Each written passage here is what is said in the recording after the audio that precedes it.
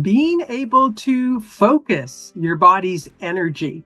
But what should you concentrate on? What would you like to master? What skills would you like to develop? Logic and planning for the future. These are all pressures, qualities, and questions that this cycle of the Human Design Weather for November 27th to December 3rd, 2025 bring. Hello, hello, and welcome to the Human Design Weather or Not podcast with me, Margot Fraser. We finally move out of the individual gate activations and into logic for this cycle. Logic is experimental. It's about repeating and refining to try to perfect and find the best pattern or formula or method to carry humanity into the future safely and reliably. Logic includes mastering a pattern like a musician, an athlete, or a dancer would need to do, for example. As part of the collective circuitry, there's going to be that underlying theme of impersonal sharing of these hopefully reliable patterns and formula towards the betterment of humanity as a whole.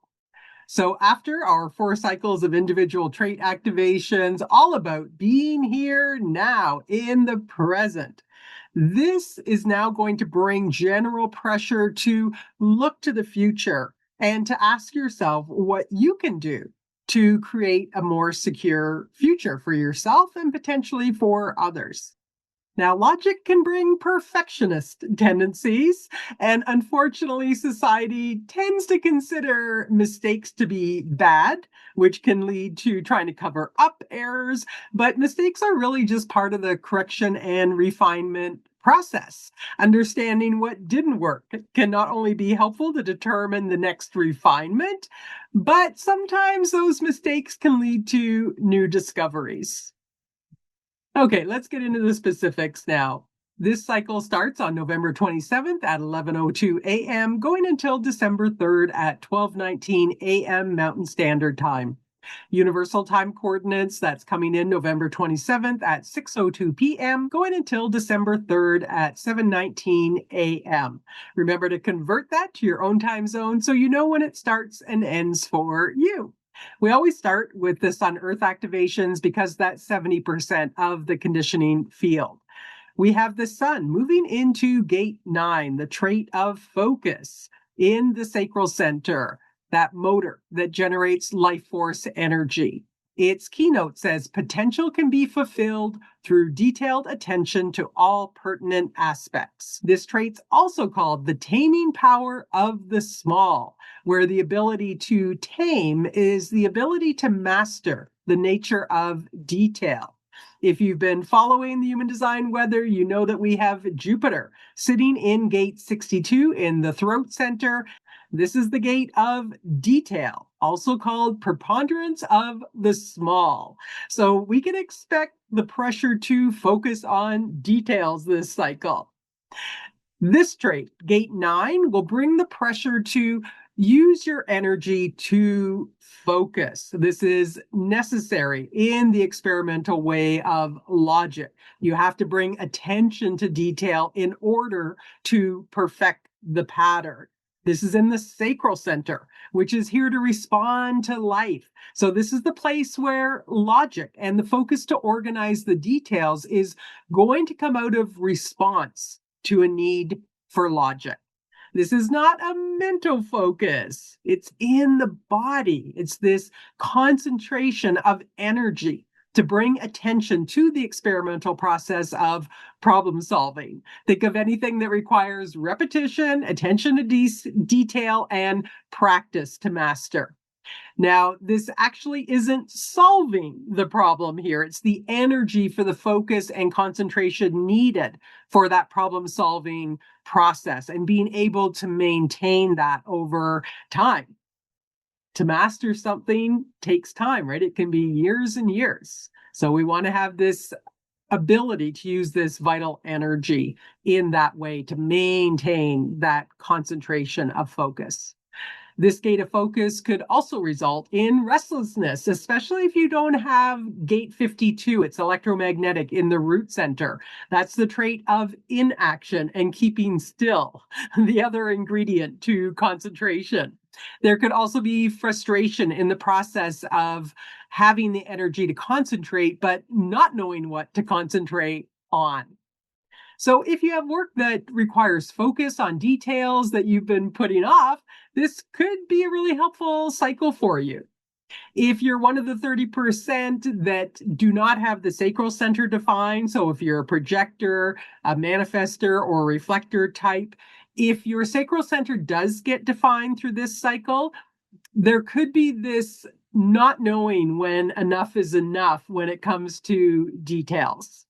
With this pressure in the field, you might find also that you get frustrated more easily if all the details aren't in place for something. Now, gate 9 is being grounded in the Earth's position, gate 16, the trait of skills. It's also called enthusiasm. And in this context, translate that word enthusiasm into talent or skill here. Its keynote says the great art of enriching life by the harmonic channeling of energy. Once again, this is not mental. It's pure energy to fulfill the potential of logic, of the experimentation, and mastery through attention, focus, and concentration. Now, neither the throat of this trait or the splenic center that it points to are motors. So there's always a search for that energy here that can be channeled into developing one's skills and talents through that repetition and refinement. It can be frustrating to want to develop your skills if the energy isn't there to do that. And the logic circuitry generally is under motorized in comparison to the other major circuits. So logic only has the root and the sacral that it can draw energy from, where if you look at every other major circuitry, the abstract circuitry, the individual circuitry, and the tribal circuitry, it has 3 or 4 motors that are involved in it of the 4 motors that you have in our design. The 16th gate is a primary gate of identification. Now, this is different than the identity of the G center. Skill can only be developed through repetition towards mastery, and you're not going to be able to have the stick-with-itness that's required if you're not identified with what you're doing. And this particular gate has that identification built right into its mechanics. So think about artists or athletes who describe themselves as being one with their art or one with the music or one with their sport, whatever that skill is. Yes, there can be natural gifts that one has, but to reach the full potential of talent and skill, it's a long-term commitment to practicing. And enthusiasm for it is going to help to stick with it and get to that point where you have the proof or not for that skill, that pattern, and what works. This is a trait that's going to bring pressure to focus and concentrate on developing your skills and talents. You might not think that daydreaming belongs in the logical process, but it's actually at its very foundation. It's a really, really important part of the process.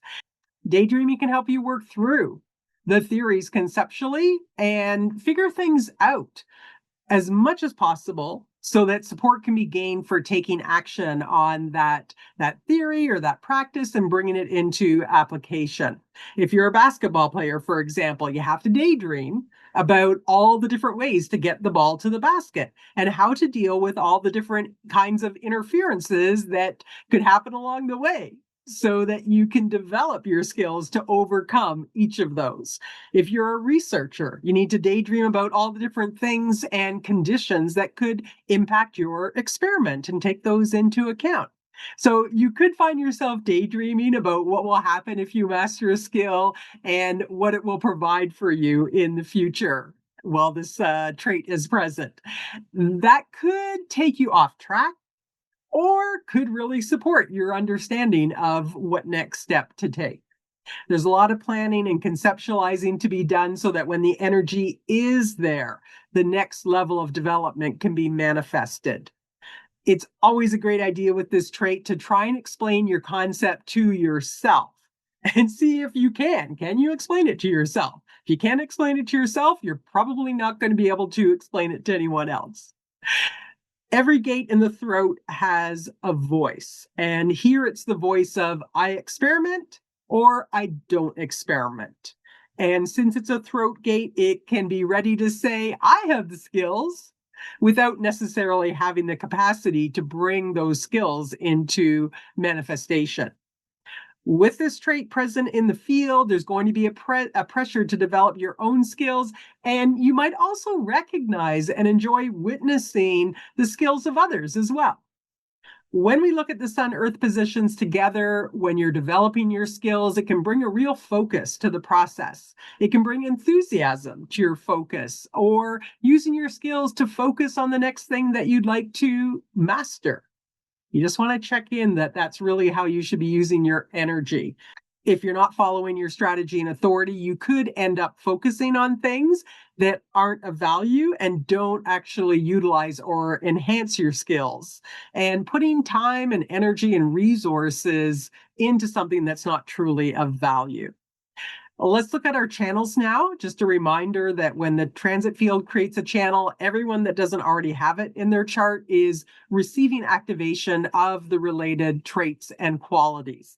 So there's a big impact that way. Now, this cycle, we only have channels that are being created by the transit of the moon, so not as impactful, simply because the moon only activates a gate or a trait for about 10 or 11 hours. So it's really just a little taster of these ones. So I'll go through these briefly.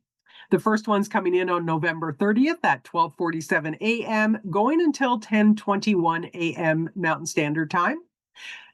UTC coming in November 30th at 7:47 a.m., going until 5:21 p.m.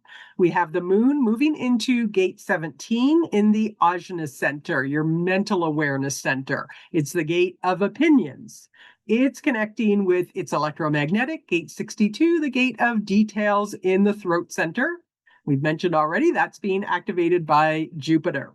This creates the channel of acceptance, a design of an organizational being. It's part of the mental logic circuitry that's all about finding those patterns again to carry us into the future. It's the place that carries the acceptance of logic. This is a channel where the theories and opinions of Gate 17 go through a process to get all those facts and details in place to substantiate your opinions, and then be able to articulate them clearly so that everyone can understand them. This frequency is very good for organizing things, people, whatever it might be. If you're feeling compelled to do some organizing, just make sure you check in with your strategy and authority to ensure that's how you should be using your energy. If so, great frequency to help support that. Also, it's going to bring pressure to just blurt out your opinions with all the facts and details. So watch that you're not sharing until you receive the invitation to do so. Then you'll share to the right people at the right time. Next up, we have coming in November 30th at 7:47 p.m., going until December 1st at 5:07 a.m. Mountain Standard Time. UTC coming in December 1st at 2:47 a.m., going until 12:07 p.m. The moon moving into gate 51, the trait of shock in the ego center, also called the heart center, the motor that brings willpower. It's connecting with its electromagnetic, gate 25, the trait of the spirit of the self, of innocence, and universal love in the G center. And that's being activated by Neptune. The G center is a center associated with love, identity, and direction in life. Together, they create the channel of initiation, a design of needing to be first. This is an individual channel that can bring you in the now more deeply into the self by going through initiations that stretch your boundaries, stretch yourself, tapping into unknown potentials within you. So it's being competitive, but it's being competitive with yourself. Now, how we often see it play out in the not self world is everyone being competitive with each other out of the ego. Okay, well, last up, coming in December 1st at 2:20 p.m., going until 11:27 p.m. Mountain Standard Time. UTC coming in December 1st at 9:20 p.m., going until December 2nd at 6:27 a.m. We have the moon moving into gate 3, the trait of ordering. It's in the Sacral Centre and connecting with its electromagnetic gate 60, the trait of limitation in the root center, and that's being activated by Pluto. Together, they create the channel of mutation, a design of energy that fluctuates and initiates. Here we have the old represented by gate 60, meeting the new of gate 3. If the pulse comes through, there's the potential to break out of the limitations of the old and into something new. That's going to bring the need to reorder things. So there is a potential for something new to burst through. Just keep in mind that you have no control over when or if that pulse will come through. Even if it does, you still have to use your own strategy and authority to determine if that change is really correct for you. That brings us to our long-term transits. The long-term transits are created by the outer planets and the nodes of the moon. They're with us for longer periods of time, years in some cases. So your not self mind could start to think they're part of you, even when it's something you don't have in your design. And then when that transit finally moves on, that can be quite confusing to the not self mind. Let's start with the nodes of the moon, which are in the gates of doubt and confusion in the head center. All right, well, gate 63, doubt, stores patterns.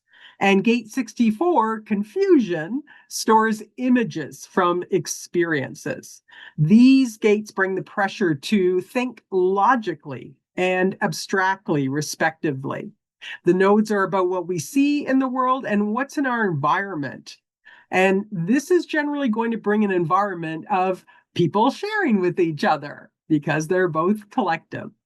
Generally, with the gates of doubt and confusion, we'll see the patterns that don't seem to be reliable and the formula that aren't working in an environment where there's pressure to make sense of what's going on in your life and in the world. We might also notice people doubting themselves. That gate 63, gate of doubt, even though it's about the patterns in the world, sometimes it gets turned internally on oneself and creates a lot of self-doubt.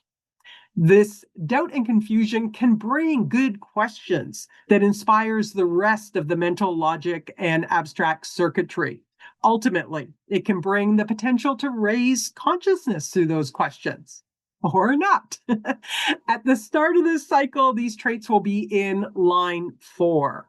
For gate 63, line 4 is called memory, and it brings a quality of having a memory for patterns and being able to compare them to determine when something isn't working. Out of delving into the details, we might see some really keen questions being asked that elicit potential answers to be investigated. Or in the polarity, there could be a forgetting of details that can bring oversimplified understanding. For gate 64, line 4 is called conviction, and it can bring an environment where we can really recognize and hold that conviction that any confusion is going to resolve itself in time. In the polarity, there can be anxiety that it won't resolve, even though you've seen over and over again that most of the time things do make sense in time. On December 1st at 9:50 p.m., the nodes are going to move into line 3.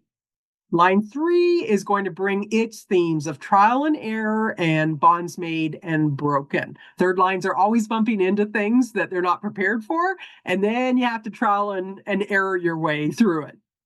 So once that line 3 comes in, expect to bump into things that bring mental doubt and confusion, as will be in this environment where there has to be trial and error to resolve the doubt and confusion.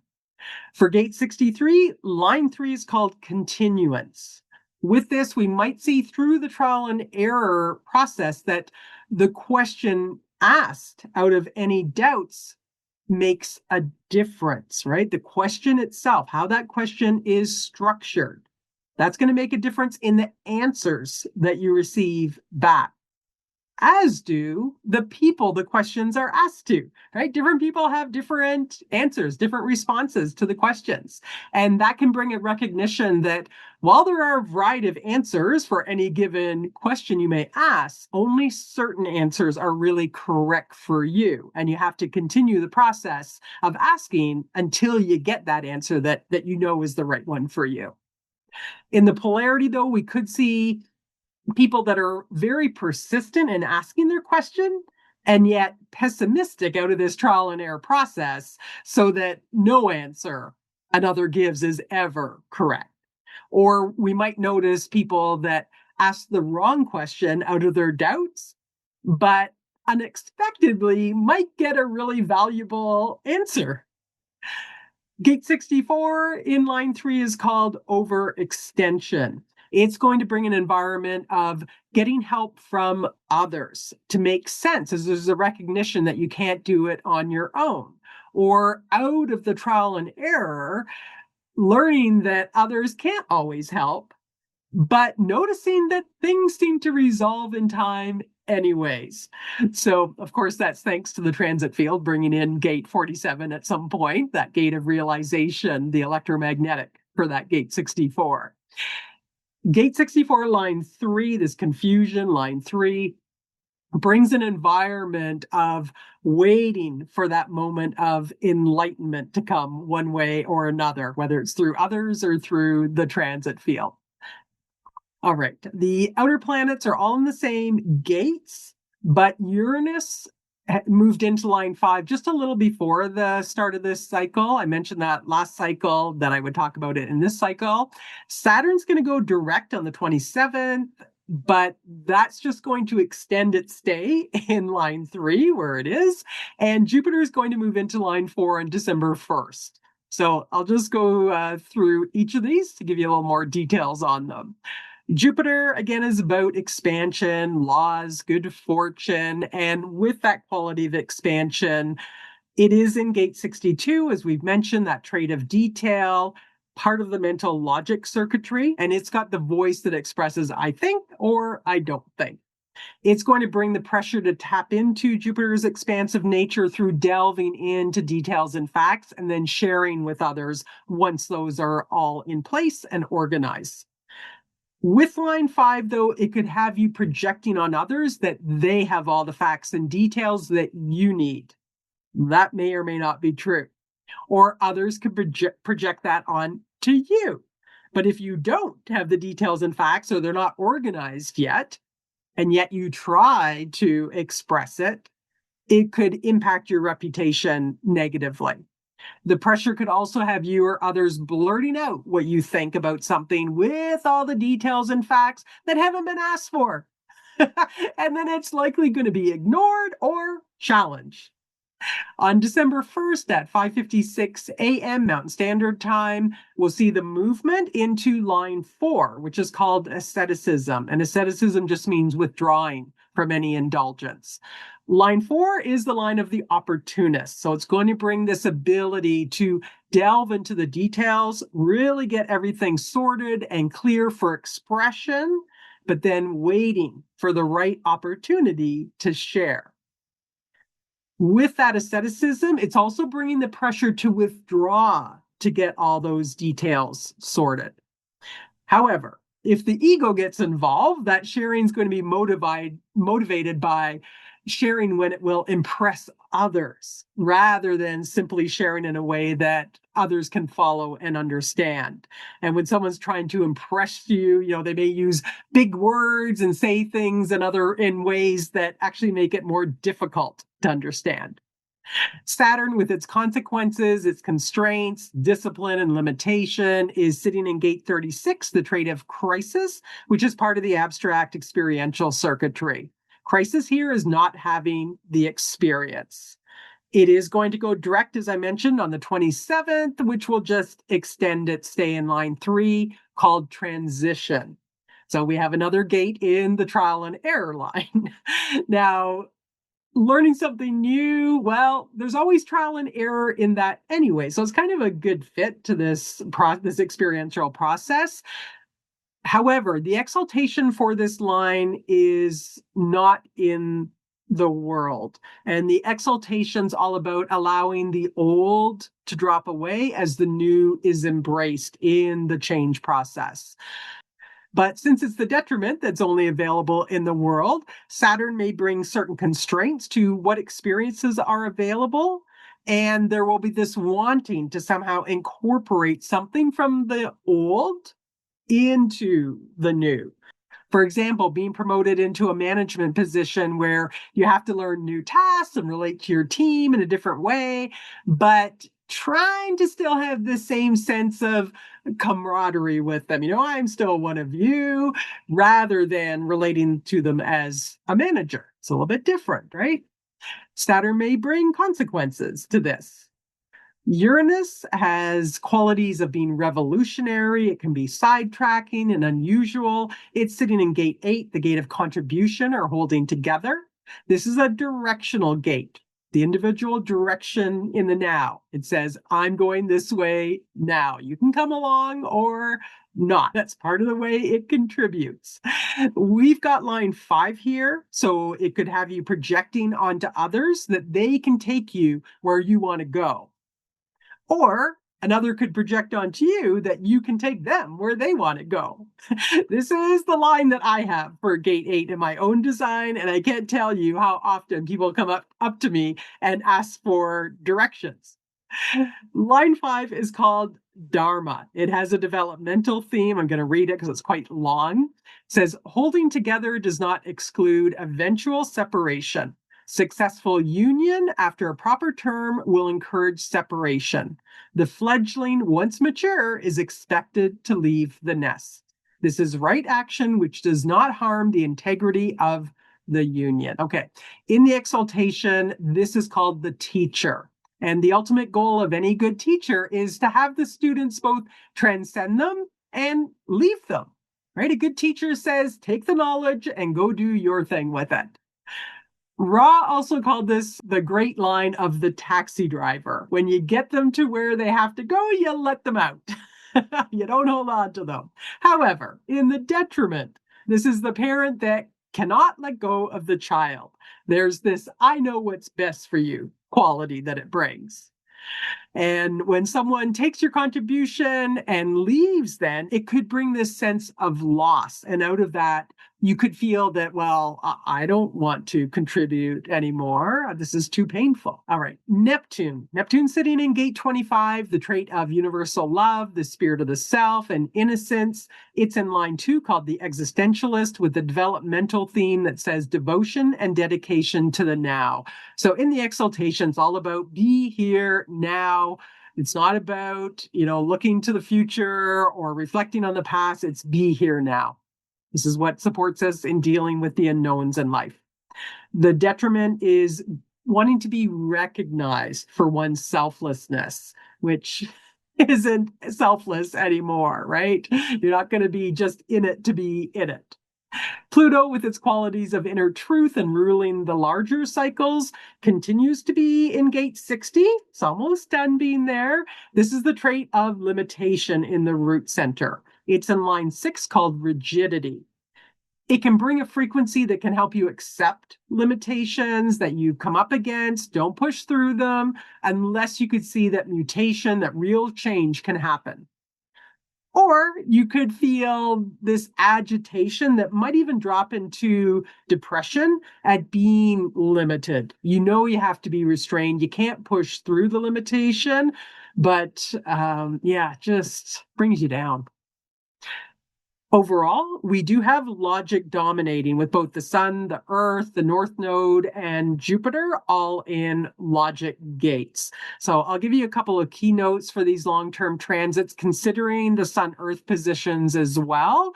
And I'll have to do one for keynotes for before December 1st and then after December 1st, since we've got line changes that day. So before December 1st, in the exaltation, we're in a mentally stimulating environment that could raise consciousness and bring a doggedness to wanting questions answered. Within this, accepting limitations, staying present to the unknowns in life, contributing through teaching with all the details and facts, and allowing others to take what you teach and develop in a way that resonates to them, taking what you learn from going through trial and error processes of experiences can support you in developing your skills and staying focused. In the detriment, we're in a mentally stagnant environment of self-doubt, oversimplified understanding that misses details, and anxiety that things will never make sense.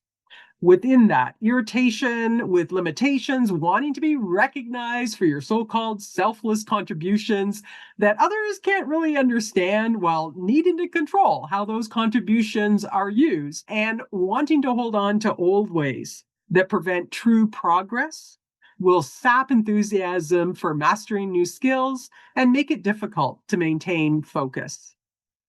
After December 1st, we move into an environment of trial and error, where doubts and confusion may be resolved by those that you bump into.